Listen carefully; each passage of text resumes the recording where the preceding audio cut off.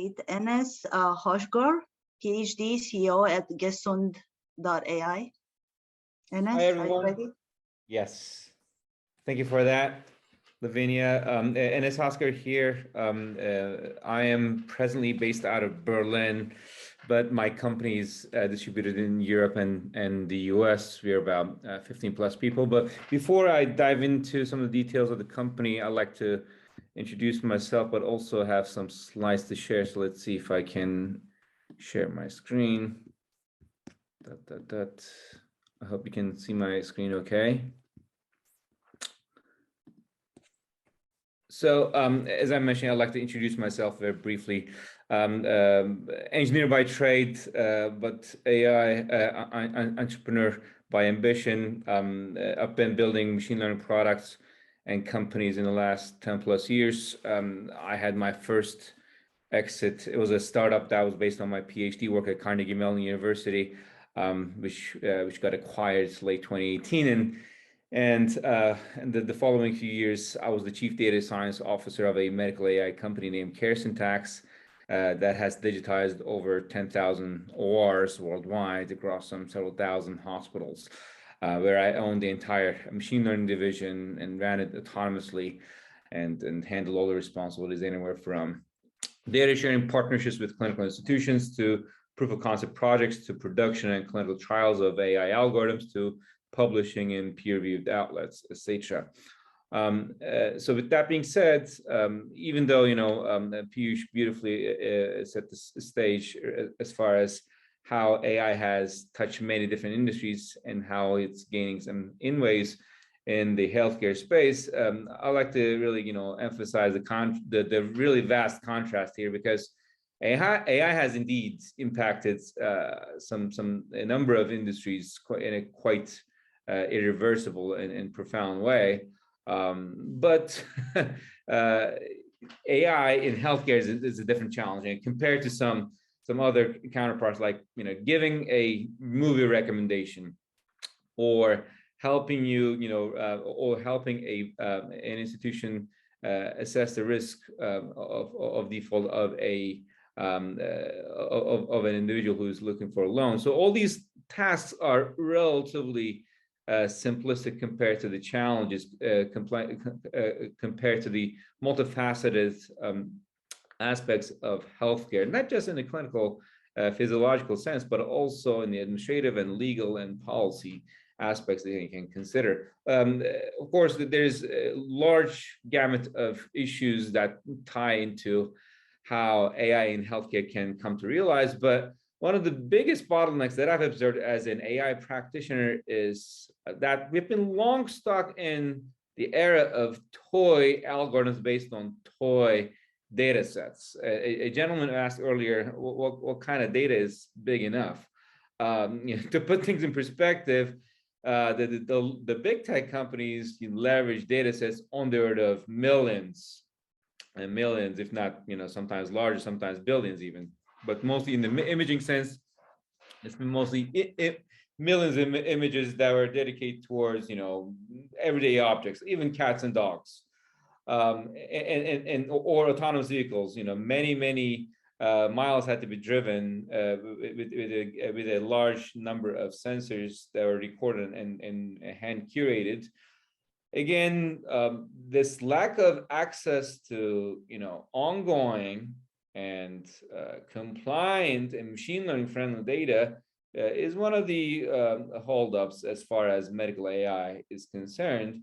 I mean, you think about it, the owners of data, of course, we can get into a long legal and policy discussion here, but just to keep it fairly high level, the data is owned by healthcare providers. But healthcare providers largely are not in the business of building commercial AI algorithms, so in a medical context.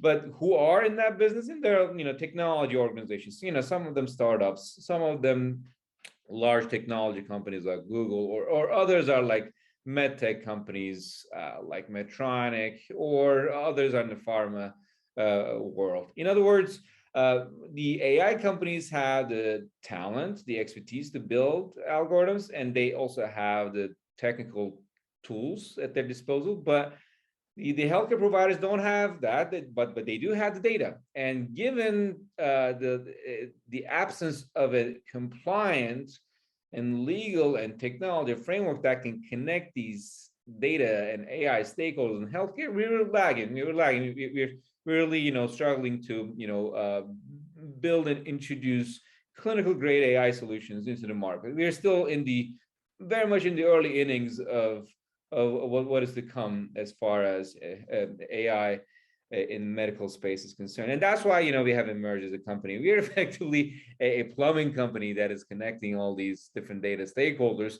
We are a CRO company that has the ambition to streamline the life cycle of AI as a medical device.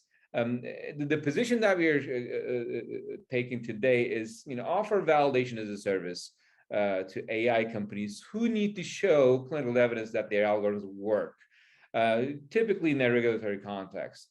So when they have a pre-built algorithm that has to be run against a previously unseen data set with the support and annotation by board certified readers, that's where we come in, which allows that kind of access through our MLOps, machine learning ops platform. As a company, just as a highlight, we are a young company, but we have a veteran team of experts in various fields. We're approximately 16, 17 individuals today, as I mentioned, distributed in the US and Europe. And we have raised a little bit of pre-seed money last summer.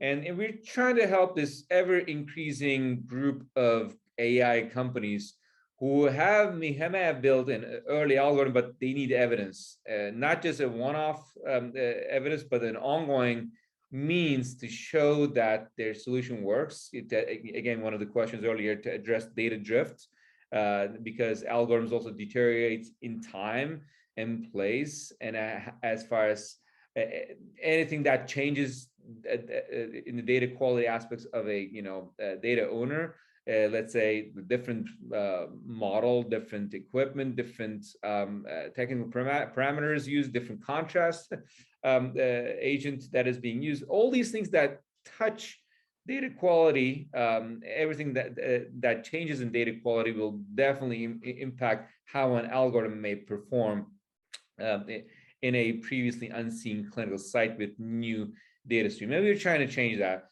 because for real clinical grade AI, you need to have ongoing data access, because just because you have built an algorithm doesn't mean that your job is done there. You have to continually feed the beast that is the deep learning algorithms.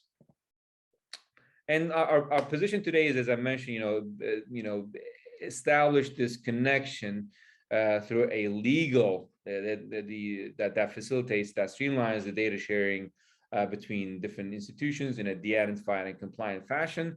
And as we support the validation as a service lifecycle by delivering access to de-identified compliant data from our clinical partners, we engage in revenue sharing with our healthcare sites, and at the end, the medical AI companies get to have a set of clinical evidence and access to our platform that shows how accurate an algorithm is. And that is effectively the role of a CRO that has been long played in the pharma and medtech space. But given medical AI is a complete new beast, if you will, it requires a different kind of CRO and different kind of data access and different kind of analytical tool checks. Again, in the interest of time, I'll briefly run through these, but how we work is we bring algorithms to data in our federated validation platform. In other words, once an AI company, one of our customers, uploads their algorithms, one of their algorithms to our platform, which resides with our clinical partners, either on their premise or their private cloud. And then we use AI, typically NLP, to curate and pre-process some of the relevant data sets that will be used for validation.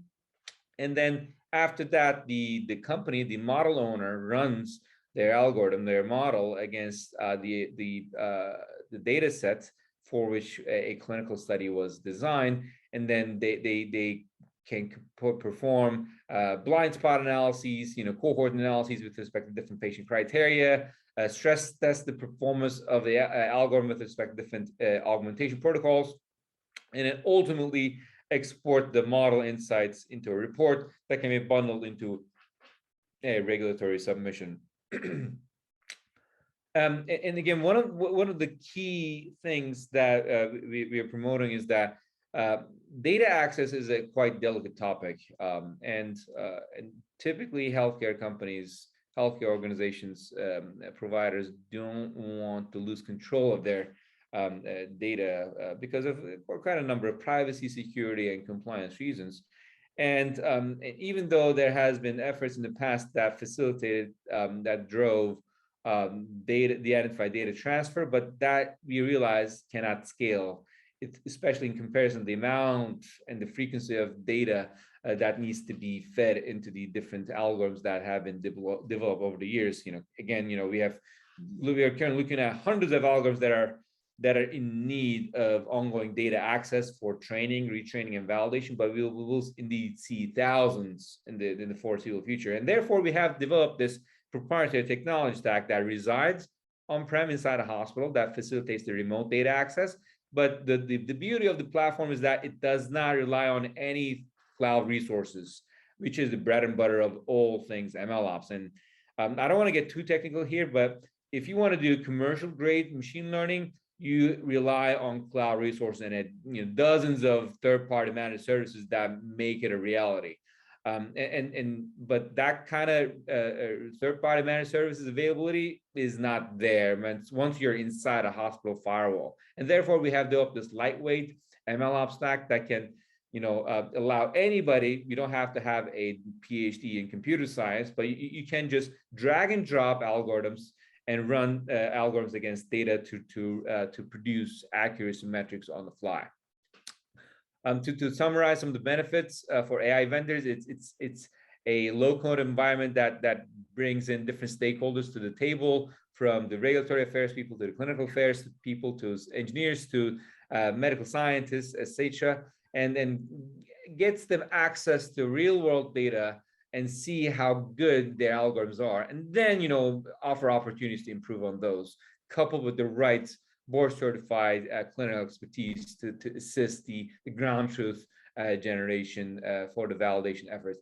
And for healthcare institutions, we are offering a platform and the access to AI vendors, whereby the healthcare institutions can evaluate AI models before purchasing and monitor performance post-purchase. And some of the other interesting bits include, of course, some hospitals out there are engaged in academic research and tech transfer. So this is an area where they can also bring their own algorithms to market more efficiently, economically. Enes, I need you to wrap it up. We're running short on time. Sure, sorry. Sure. Yeah, okay. Absolutely. But of course, the overarching theme is monetizing on their data in a compliant fashion that can repeat to support the growth of clinical grade AI.